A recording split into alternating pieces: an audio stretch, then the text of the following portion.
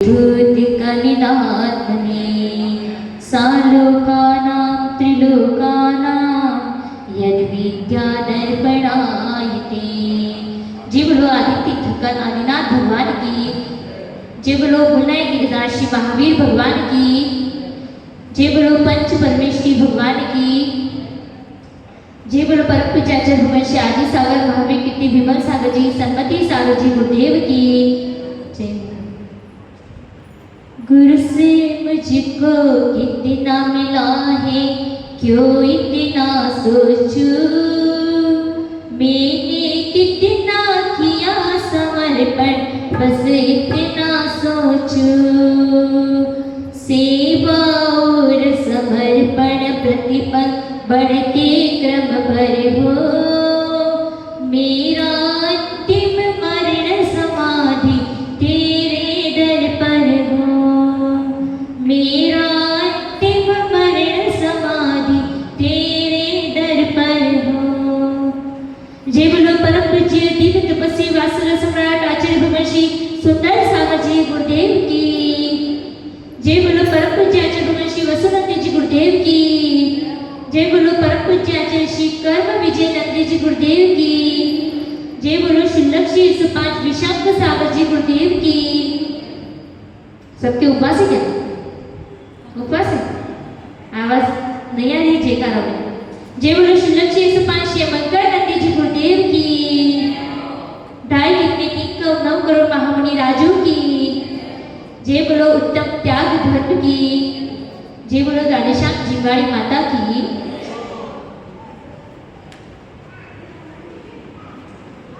धर्म प्रेमी बंधु, आज उत्तम त्याग धर्म का दिन। त्याग का मतलब क्या करना? छोड़ने का दिन। आज किस किस ने क्या क्या छोड़ा? किस किस ने क्या क्या छोड़ा? आज कुछ छोड़ा कि छोड़ा? किसी ने दान किया, अपने जो परिग्रह का संचय इतने सालों से किया उसमें किसी ने मंदिर में दान किया, किसी ने भोजन सब में त्याग किया, सबने अपने हिसाब से त्याग किया।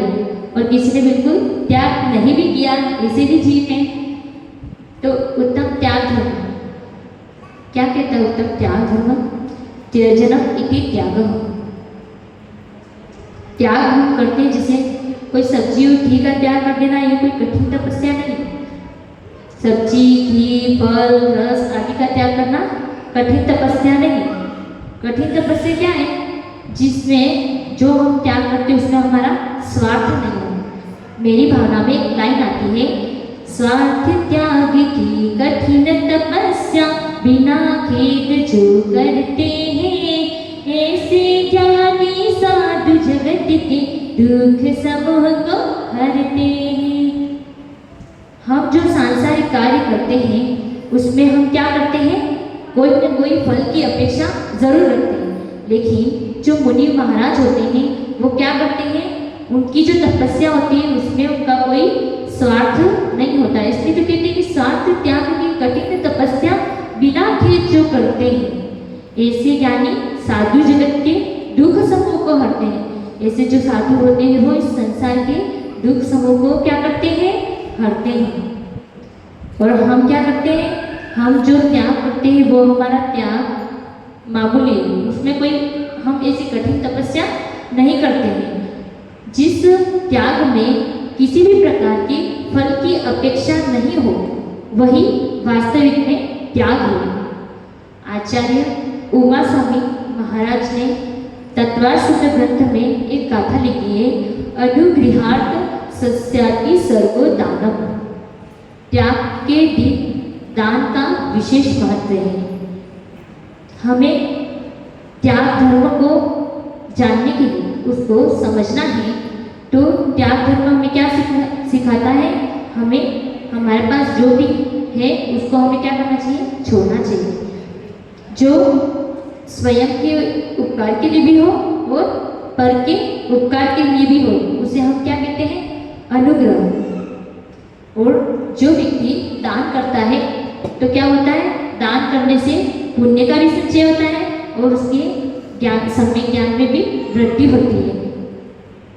एक बार की घटना है। एक पंडित जी क्या करते हैं, तत्व का उपदेश देते हैं। तो उन्होंने तत्व के उपदेश में उन्होंने कहा कि जीवन में व्यक्ति को छोड़ना चाहिए, संग्रह नहीं करना चाहिए। तो ये उपदेश एक किसान ने भी सुना। किसान उस उपदेश को सुनने के बाद जंगल में जाता है लकड़ी काटने के लिए। जैसे ही वो जंगल में लकड़ी काटने के लिए जाता है, तभी आकाश से आकाशवाणी होती है। ध्यान से सुनना कहानी, कुछ समझ में आएगा तुझे। तो आकाशवाणी होती है।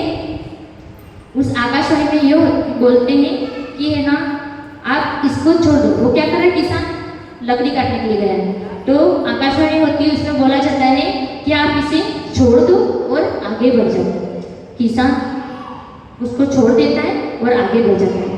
आगे बढ़ता है तो वहाँ पर उसे क्या मिलती है, आगे जैसे बढ़ता है उसे लोहे की खदान दिखाई देती है। तो वो लोहे की खदान को देख करके बहुत खुश हो जाता है। सोचता है कि इस लोहे की खदान से मैं लोहा निकाल करके इसको बेच करके बहुत सारा धन प्राप्त करूँगा। तभी आकाश से फिर से आकाशवाणी होती है कि इसे छोड़ दो और आगे बढ़ जाओ। फिर से आगे बढ़ जाओ ऐसी आकाशवाणी होती है। तो वो किसान सोचता है चलो कुछ अच्छा ही होगा, तो वो छोड़ देता है और आगे बढ़ता है। तो आगे बढ़ता है तो उसे क्या मिलता है, तांबे की खदान मिलती है। तो वो उस तांबे की खदान को देख करके तो और बहुत प्रसन्न हो जाता है। सोचता है कि अब तो मुझे करोड़पति बनने से कोई रोक नहीं सकता है। तांबे की खदान देख करके हर्षित हो गया। लेकिन फिर से आकाशवाणी होती है कि आप इसे छोड़ दो और आगे बढ़ जाओ। अब किसान सोचता है कि अगर मैं इसे छोड़ दूंगा और मुझे आगे कुछ नहीं मिला तो, ऐसा सोचता है। लेकिन फिर भी सोचता है चलो आकाशवाणी हुई है तो छोड़ देते हैं, छोड़ देता है। फिर से आगे जाता है। जैसे जैसे आगे बढ़ता जाता है, फिर से इतने में आकाशवाणी होती है। तो उसके पहले उसको मिलता है क्या, चांदी की खदान। अब तो उसकी खुशी का ठिकाना ही नहीं। चांदी की खदानों को देख करके वो इतना प्रसन्न हो जाता है, क्योंकि उसने तो जीवन में, क्योंकि किसान के पास चांदी वगैरह होती है क्या, नहीं होती। तो किसान तो इतना खुश हो गया कि मैंने तो कभी चांदी की अंगूठी भी नहीं देखी और मुझे तो क्या मिल गया, पूरी चांदी की खदान मिल गई। तो अब तो मुझे आगे बढ़ने की जरूरत नहीं है कि मुझे तो चांदी की खदानें मिल गई। फिर से आकाशवाणी होती है और कई बार छोड़ो और आगे बढ़ो। अब सोचता है शायद मेरा कोई पुण्य उदय होगा, चलो मैं आगे बढ़ता हूँ। आगे बढ़ता है तो आगे बढ़ते ही उसको सोने की खदान मिलती है। अब सोने की खदान मिलती है तो वो सोचता है कि क्या बात है, सोने की खदान, अब तो मुझे अमीर बनने से कोई रोक ही नहीं सकता। इस सोने से तो मुझे अब कमाना ही नहीं पड़ेगा, इतना सारा सोना है, इस सोने से तो मैं पूरी अपनी जिंदगी गुजार लूंगा। फिर से आकाशवाणी होती है कि छोड़ते जाओ और आगे बढ़ते जाओ। अब आगे बढ़ता है तो क्या होता है, फिर उसे हीरे की खदानें मिलती है। हीरे की खदानों को देखकर हीरो का पूरा ढेर पड़ रखा हुआ था वहाँ पे। तो हीरे की ढेर को देख करके वो बहुत प्रसन्न हो जाता है। लेकिन फिर से आकाशवाणी होती है कि इसे छोड़ो और आगे बढ़ो। अब आगे क्या होगा, आगे क्या होता है, वो उसको छोड़ देता, आगे बढ़ता है तो आगे उसे साक्षात त्रिलोकीनाथ परमात्मा मिलते हैं। अब तो उसकी खुशी का ठिकाना ही नहीं। परमात्मा के चरणों में वो नतमस्तक हो जाता है, उनके चरणों में झुक जाता है। तो देखो वो किसान ने क्या कर रहा था, जंगल में क्या कर रहा था, लकड़ी काटने गया था। जैसे जैसे आगे आकाशवाणी हुई, उसने क्या किया, लालच नहीं की। जैसे जैसे आकाशवाणी हुई, भविष्यवाणी हुई, आगे छोड़ो और आगे बढ़ते जाओ। उसने जैसे जैसे आकाशवाणी में सुना वैसे छोड़ता गया, आगे बढ़ता गया। तो आगे बढ़ने से उसको क्या मिला, परमात्मा मिले। तो हम भी इस कहानी के माध्यम से हमको यही समझना है कि हम भी संसार की प्रलोभनों में क्या है, फंसे हुए हैं। उस संसार से हम निकलना नहीं चाहते। अगर हम संसार से निकलना चाहते हैं तो हमको क्या करना चाहिए, अपनी आत्मा का चिंतन करना चाहिए। चिंतन क्या करना है, चिंतन करते समय भी हमारा ध्यान भंग होता है, कभी एकाग्र चित्त नहीं होता है। ध्यान करने बैठे तो ऐसा चिंतन करना उस किसान की तरह छोड़ो और आगे बढ़ जाओ।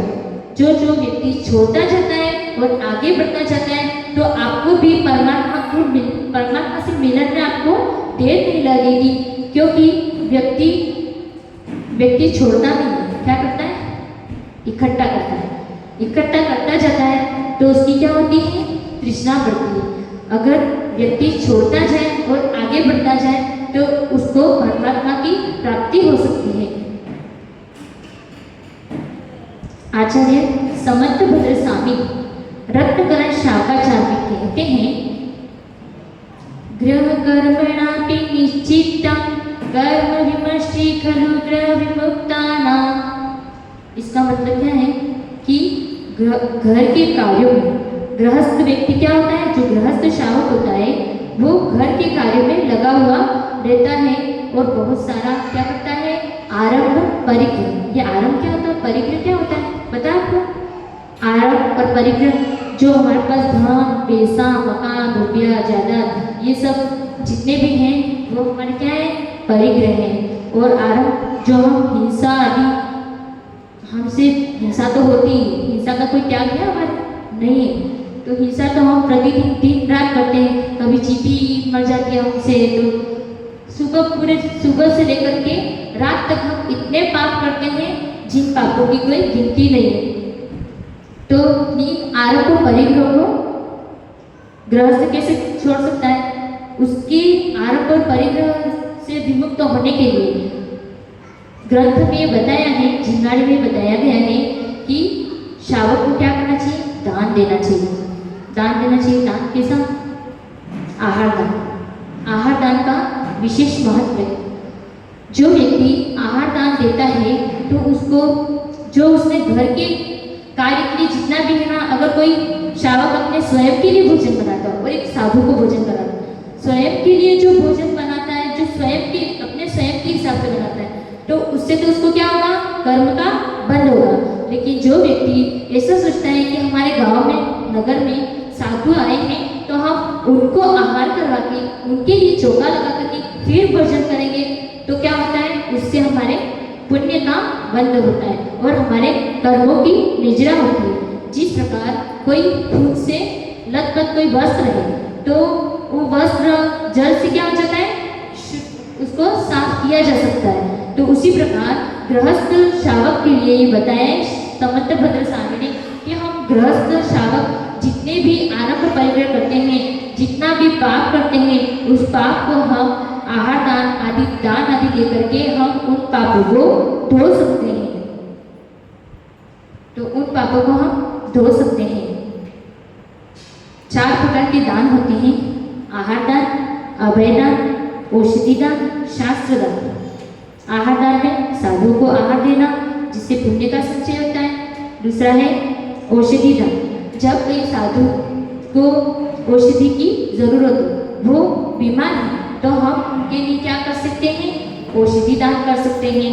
फिर शास्त्र दान, जब साधुओं के लिए शास्त्र वगैरह, उनके शास्त्र दान करने से क्या होता है, हमारे भी ज्ञान में वृद्धि होती है और साधु को शास्त्र का दान करने से उनकी भी ज्ञान में वृद्धि होती है और हमें क्या होता है, पुण्य का संचय होता है।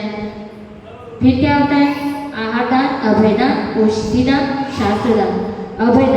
अभय दान क्या होता है कि हम किसी भी प्राणी का वध नहीं करें और हमारी वजह से किसी भी जीव की हिंसा नहीं हो। तो ये क्या है, जो 6 गाय के जीव हैं उनकी रक्षा करना, उनकी रक्षा करना, उन्हें नहीं मारना, ये क्या है, क्या है, अभय दान। कौन से दान होते हैं? 4, आहार दान, अभय दान, शास्त्र दान और औषध दान। समझ में आया? 4 दान कौन से? आहार दान, अभय दान, औषध दान और शास्त्र दान। ये 4 प्रकार के दान बताए। तो व्यक्ति को क्या करना चाहिए, अपने जीवन के कल्याण के लिए, अपनी आत्मा के कल्याण के लिए दान करना चाहिए, क्योंकि हर किसी के बस की बात नहीं होती है कि हर कोई साधु बन जाए। तो हमें यथाशक्ति गुरुवर यही कहते हैं कि शावक को ऐसा भी नहीं बताया कि दान दो तो कैसा दान दो, यथाशक्ति अपनी शक्ति के अनुसार दान दो। ऐसा नहीं कि अपने घर बेच दो, जमीन बेच दो, उससे फिर दान दे दो, ऐसा नहीं। यथाशक्ति अपनी जितनी शक्ति हो उस शक्ति के अनुसार दान दो। एक बार की घटना है, आचार्य शांति सागर जी महाराज जंगल के रास्ते से गुजर रहे थे। तो एक सन्यासी था, एक सन्यासी है, वो महाराज से आग्रह करता है, हे महाराज जी, आप हमारी कुटिया में पधारे और हमारे इस झोपड़ी को पवित्र करें। आपके चरण से हमारी ये झोपड़ी पवित्र हो जाएगी। शांति सागर जी महाराज जी सोचा, चलो थोड़ी देर के लिए यहाँ पर ठहर जाते हैं। थोड़ी देर के लिए वो वहाँ पे ठहर जाते हैं, सामयिक वगैरह करते हैं। उसके बाद वापिस उनका क्या होता है, विहार होता है। विहार होता है तो वो सन्यासी है, वो साधु महात्मा के साथ वो भी चलता है और बहुत प्रसन्न हो जाता है। और वो सन्यासी रास्ते में चलते चलते महाराज जी से बात करता है कि हे महाराज जी, आप हमारी कुटिया में आए तो आप ये बताइए कि आपको हमारी झोपड़ी कैसी लगी। तो महाराज जी ने कहा कि आपने क्या किया, आप तो सन्यासी हो, तो आपने क्या किया, आपने घर बार को छोड़ करके ये एक स्थान को छोड़ करके दूसरा स्थान बना लिया। तो आपने क्या किया, मोह का सिर्फ परिवर्तन ही तो किया और क्या किया। अब फिर वो सन्यासी सोचा कि साधु महात्मा सही बात किए गए, तो चलो मैं अभी जाता हूँ। वो जाता है अपनी झोपड़ी में। झोपड़ी में क्या करता है, आग लगा देता है और वापिस महाराज जी के पास आता है और महाराज जी से कहता है, महाराज जी, ना रहेगा बांस ना बजेगी बांसुरी। मैं जो जड़ थी मैंने उस जड़ को ही खत्म कर दिया, मैंने झोपड़ी जला दी। लेकिन फिर भी महाराज जी से क्या पूछता है, बताए कि महाराज जी, लेकिन आप ये तो बता दो मेरी झोपड़ी आपको लगी कैसी थी। तो महाराज जी कहते हैं कि तेरे सिर्फ बाहर की झोपड़ी जलाई, अपने अंतर की झोपड़ी तेरे अभी नहीं जली। तो त्याग करो तो कैसा त्याग करो, सिर्फ बाहर से विरक्ति है और अंतर में वैराग्य नहीं है, तो क्या मतलब है, बाहर से भी छोड़ो और अंतर से भी छोड़ो। ये त्याग धर्म हमें यही कहता है कि पर वस्तु, जो पर पदार्थ हैं उससे ममत्व को छोड़ना। ये संसार में जितने भी पदार्थ हैं वो क्या है, पर पदार्थ हैं, लेकिन हम उसे क्या मानते हैं, अपना मानते हैं। ये शरीर भी मेरा है, ये घर भी मेरा है, ये बेटा बेटी पुत्र नाती सब मेरे हैं। ये मेरा मेरा मेरा मेरा करते करते कब अंतिम समय आ जाता है हमें पता भी नहीं चलता और हमारे प्राण कब निकल जाते हैं और हाथ में कुछ भी नहीं आता है। इसलिए प्रत्येक व्यक्ति को प्रति समय जागृत रहना चाहिए कि कब हमारा अंतिम समय आ जाए।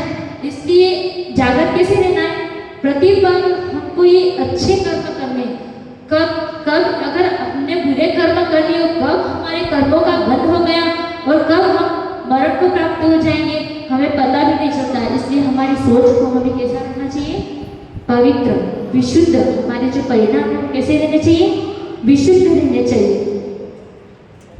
महावीर स्वामी, जब महावीर स्वामी की बात है, जब महावीर भगवान का जीव सिंह की पर्याय में था, तब अमित तेज और अमित गति नामक दो मुनिराज आकाश मार्ग से ध्यान से सुनना, बातें नहीं करे, शोरगुल नहीं करे बच्चे।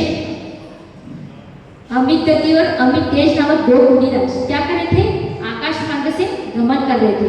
तभी उन्होंने देखा नीचे सिंह क्या कर रहा था, उसके मुंह में हिरण को उसने दबोच के रखा था।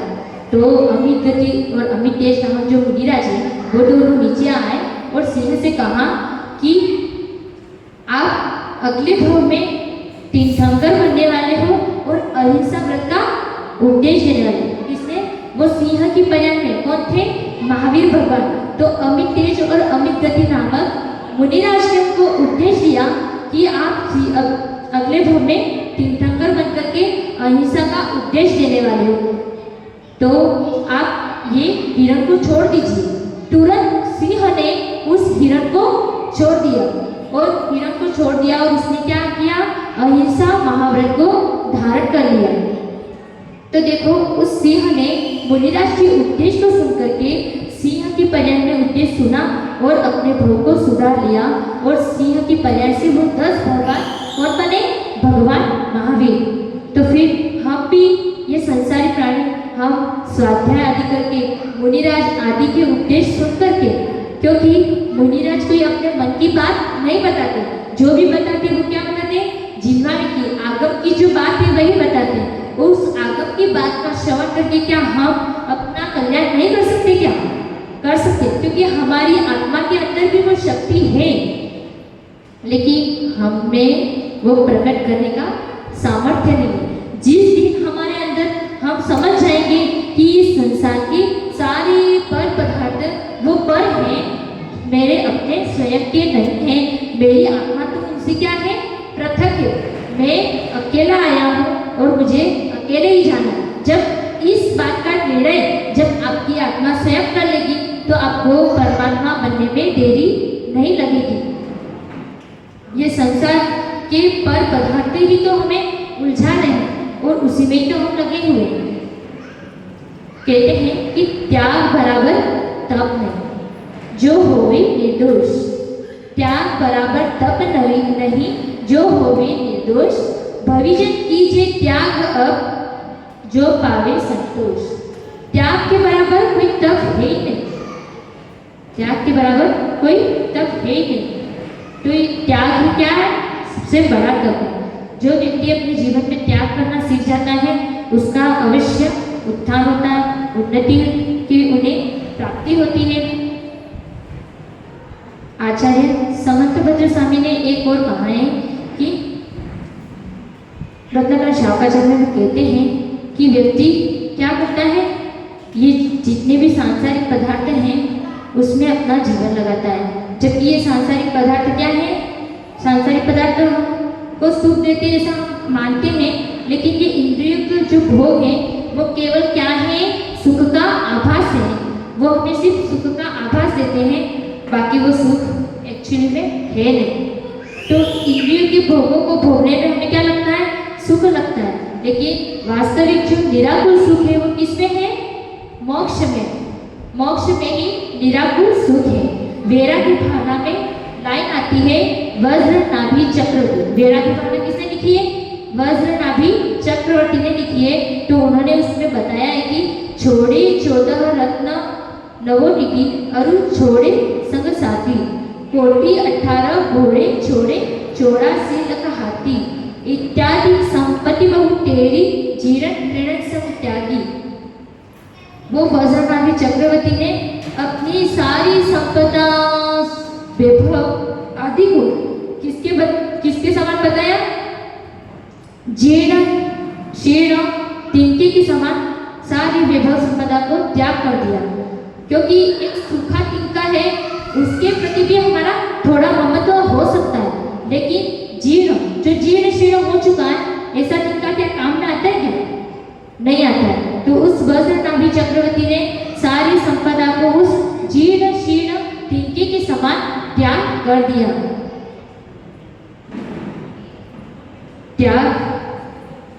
त्याग ही परमो धर्म, त्याग ही परम तपः, त्यागात् इह यश लाभ, त्याग परा धृत्यो।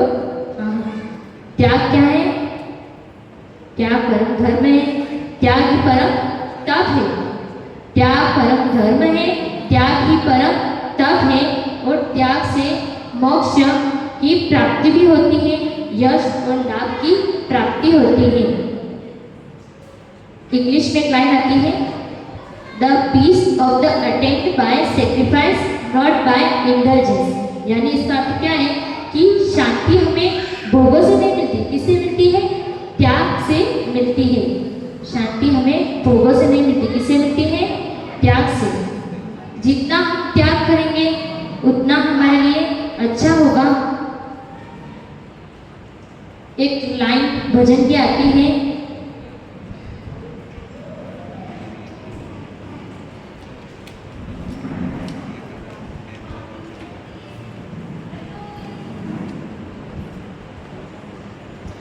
त्याग धर्म की महिमा को तू जाने ना, बन त्यागी तू निज आत्म पाएगा।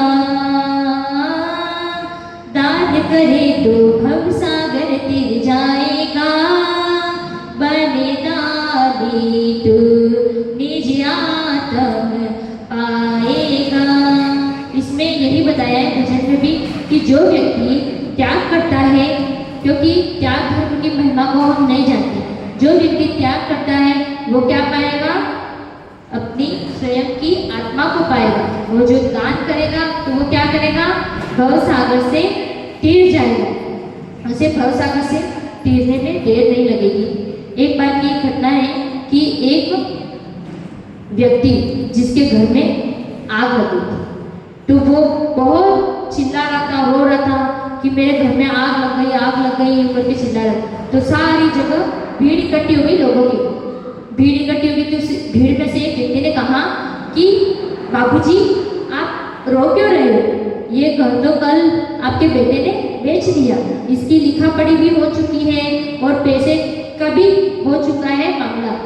तो वो व्यक्ति तुरंत चुप हो गया और एकदम बोलने लगा कि आपको पहले बताना चाहिए था ना, मैं फालतू में रो रहा था, मेरे को पहले बताना चाहिए कि ये घर मेरा नहीं है, अब तो ये बिक गया है। तुरंत थोड़ी देर बाद उसका बेटा आता है, तो वो अपने पिताजी से कहता है, पिताजी आप देख क्या रहे हो? घर में आग लग रही है ना और आप उसको बुझा भी नहीं, कुछ भी नहीं कर रहे हो। तो वो पिताजी उसके कहते हैं, क्यों, ये मकान तो बिक तो गया अपना और इसकी तो लिखा पढ़ी भी हो गई और पैसे भी। तो फिर वो बेटा कहता है, नहीं, सिर्फ मकान की बेचने की बात चली है, अभी मकान बिका नहीं। फिर से वापस होने लग गया। यानी व्यक्ति क्या करता है, उसको उस घर के प्रति जब तक ये पता था कि ये घर मेरा है, तब तक तो उस घर के प्रति क्या था? ममत्व भाव था। और जैसे ही उसको पता चला कि ये घर मेरा नहीं है, तो फिर बस एकदम प्रसन्नचित हो गया। तो हम भी क्या कर रहे हैं? यही पर पदार्थों को हम क्या कर रहे हैं? अपना मान रहे हैं और इसी से हम क्या हो रहे हैं? दुखी हो रहे हैं। जिस दिन हम पर पदार्थों को अपना नहीं मानेंगे तो हम दुखी भी नहीं होंगे। हमको क्या? संतोष धारण करने की आवश्यकता है, लेकिन हमारे अंदर संतोष भी नहीं है, ना समता है, ना संतोष है, ना कषायों का शमन किया हमने, इसलिए तो हम संसार में भटक रहे हैं। और ये संसार में भटकने का क्रम कब से चला आ रहा है? अनादिकाल से चला आ रहा है, लेकिन इसका अंत अभी तक हुआ नहीं। तो हमें तो ये मनुष्य पर्याय मिली, तो हमें तो यही सोचना चाहिए कि हम अपने इस मनुष्य पर्याय का सदुपयोग करें। उपदेश सुनाने वाले कितना उपदेश सुना देंगे, आप उपदेश को सुन लोगे और दूसरे कान से निकाल दोगे, तो उस उपदेश का कोई महत्व नहीं है। जिस उपदेश को सुन करके आपके अगर अंतरंग के भाव भी बदले, बाहर से भी आप बदलो, तो उपदेश सुनने का मतलब है आपके अंदर कुछ परिवर्तन होना चाहिए। नहीं तो बहुत से साधु आए, बहुत से दीदी भैया जी आकर के प्रवचन सुना गए, लेकिन कुछ आपको पल्ले पड़ा नहीं, तो फिर क्या मतलब है? ना तो उपदेश का ये उपदेश तो हम अपने स्वयं के लिए भी करते, ताकि हमारी भी कोई कमी हो तो हम उसे अपनी आत्मा में अंतरंग में घटित करें और अपने आप को सुधारें। लेकिन सामने वाले को इसलिए सुनाते कि जो शायद जिन्हें पता नहीं है कि हम कैसा जीवन जी रहे और हमें कैसा जीवन जीना चाहिए, अगर वो नहीं पता है तो, क्योंकि महावीर भगवान को भी क्या मिला था? उपदेश मिला था। उपदेश से उनका भाव सुधा और भगवान महावीर बनकर के बैठे। तो हम भी अपने जीवन को उपदेश, स्वाध्याय आदि सुनेंगे, तो प्रवचन आदि मुनिराजों के उपदेश को सुनेंगे, तो हमारा भी कब वैराग्य ऐसा प्रबल बन जाए और कब हम दीक्षा ले ले, पता नहीं। पूर्व जन्म का बहुत पुण्य का उदय होता है तो ही व्यक्ति दीक्षा ले पाता है। पूर्व जन्म का बहुत पुण्य का उदय होता है तो व्यक्ति दीक्षा ले पाता है। और जो दीक्षा नहीं ले पाता है तो उनके लिए भी गृहस्थ में बहुत ऐसी क्रियाएं बताई हैं जिसे कर व्यक्ति अपने जीवन को अपने जीवन को स्वर्ग बना सकता है। स्वर्ग ढूंढने की कोई आवश्यकता नहीं है। स्वर्ग अपनी आत्मा में, जो अपनी आत्मा में डूब करके अपनी आत्मा के लिए अपनी आत्मा का ही चिंतन करेगा तो उसे अपनी आत्मा में परमात्मा अवश्य नजर आएगा।